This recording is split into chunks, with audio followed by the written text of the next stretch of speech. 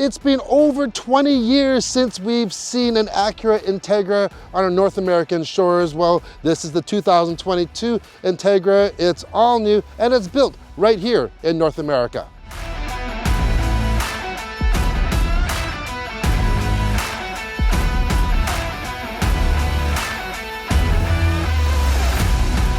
The new Integra is based off of the latest generation of the Honda Civic, which is not a bad thing. We're huge fans of that new 11th generation Civic.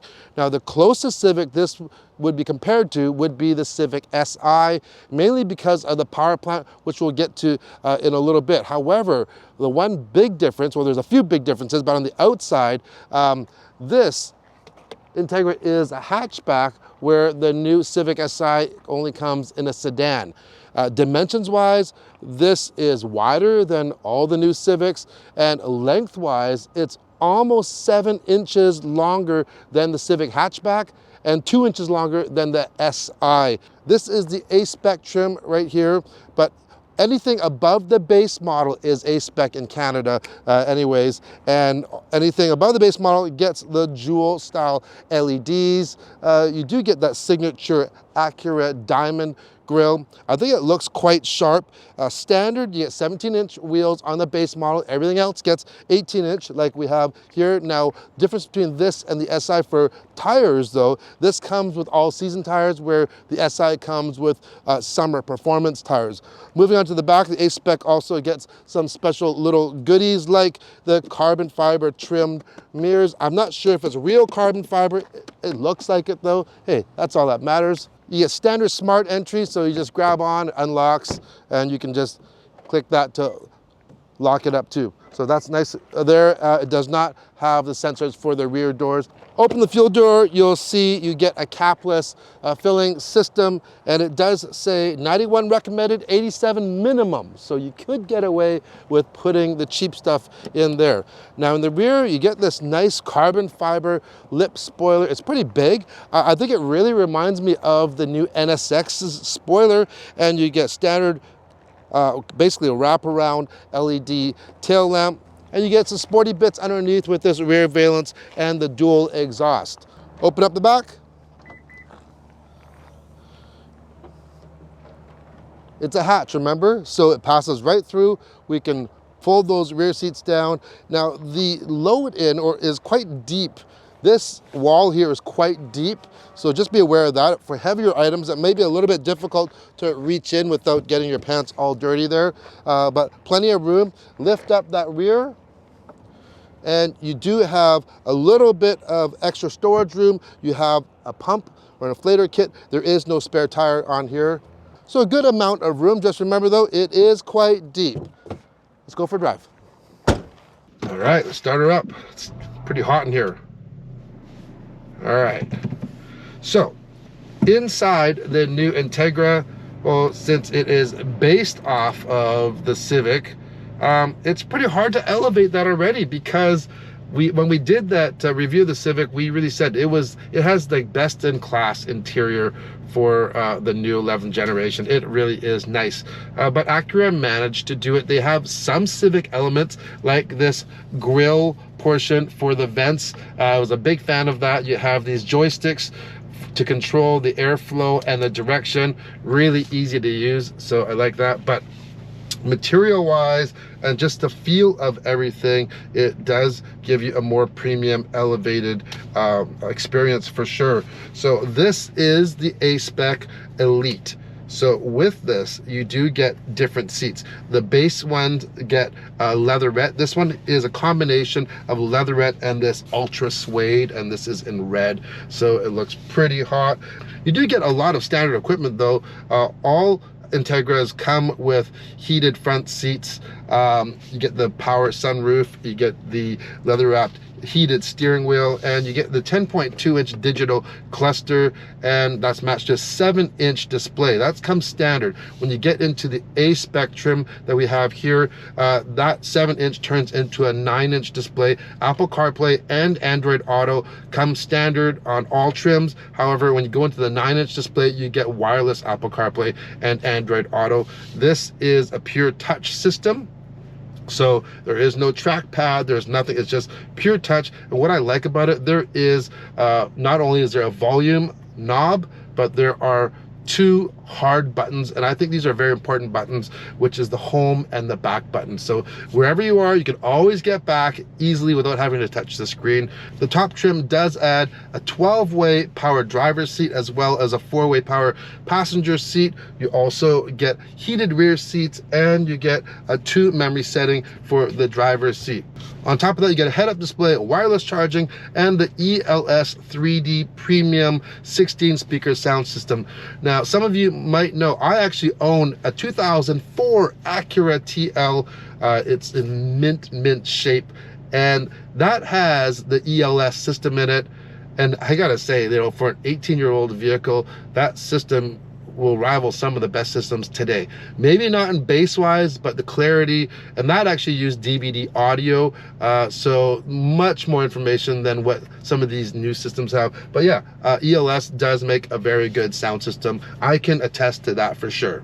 For compact hatch, the rear has ample amount of room for sure. Be aware there is a hump in the middle there for that middle passenger. That's not uncommon at all. And the seats on for the rear are leatherette, complete leatherette, not the combination you have here, which I don't mind, because with the kids back there, that leatherette cleans up a lot easier than the ultra suede. So keep them in the back. Let's drive.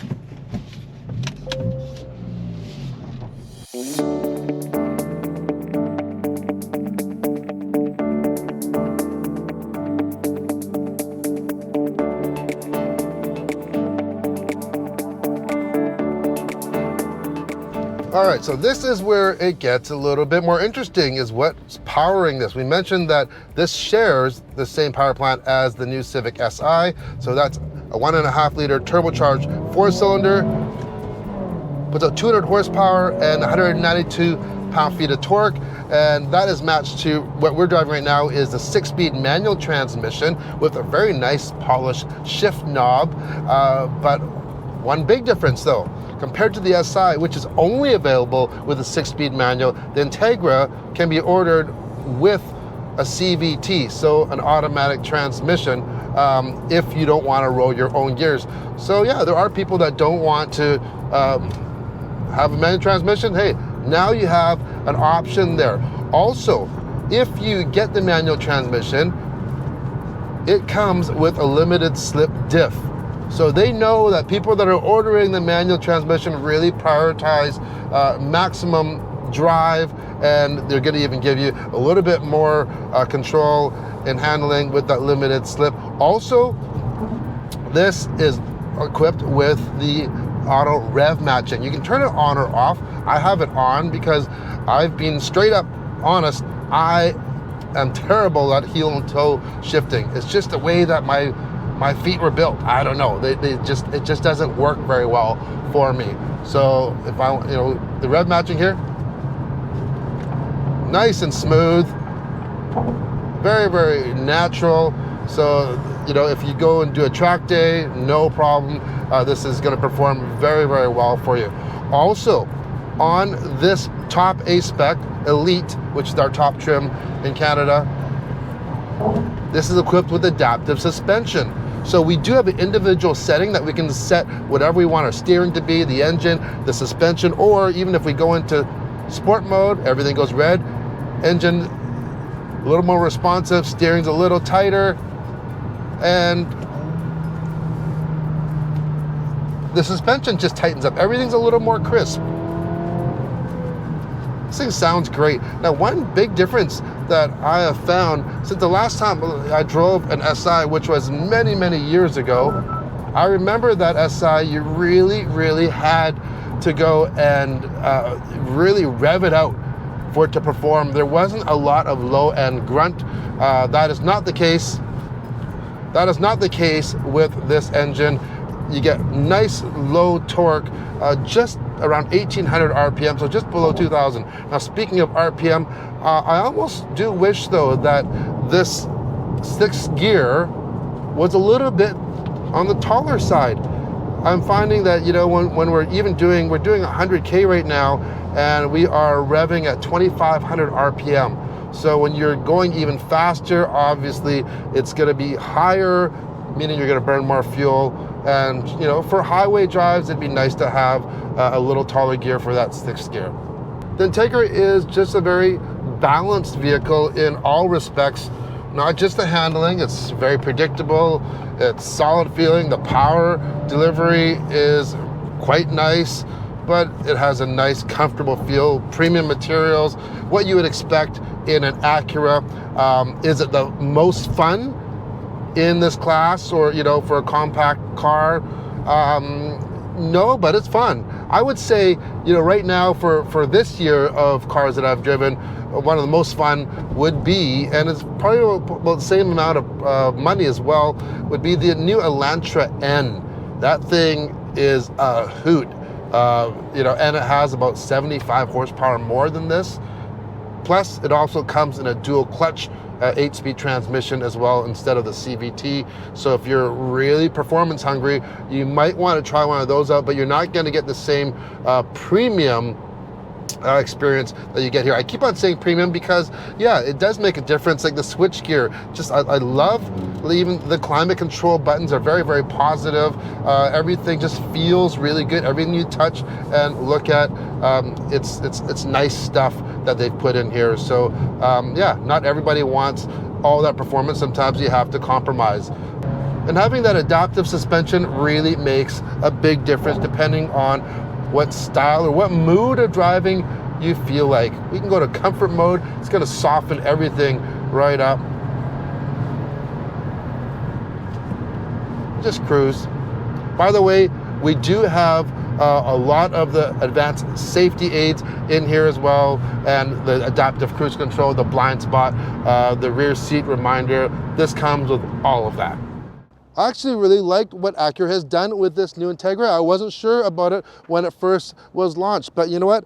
It's really filling in a hole that they had. This is not meant to replace the Civic or the SI, it's just to enhance it. It's for people that want maybe a little bit more of a premium experience, want a few more features like the adaptive suspension or that limited slip differential. And also, maybe you can't drive a manual or would prefer not to drive a manual and you want an auto or a CVT. In this case, we do want to try that out one day, by the way.